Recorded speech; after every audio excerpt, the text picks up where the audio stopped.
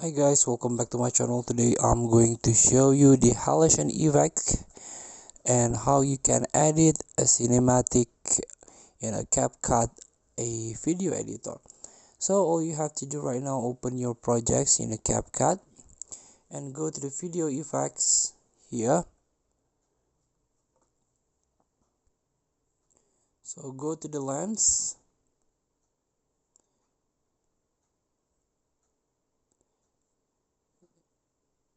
This one lens, you can tap it and choose soft. Here you can adjust soft light here and done.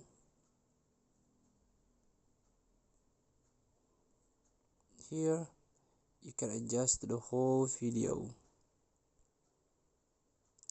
and then you can add filter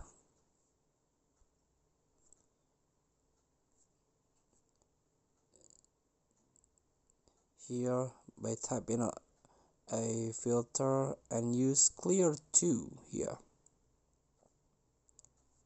Then you can adjust to increase the retro effect or warm effect.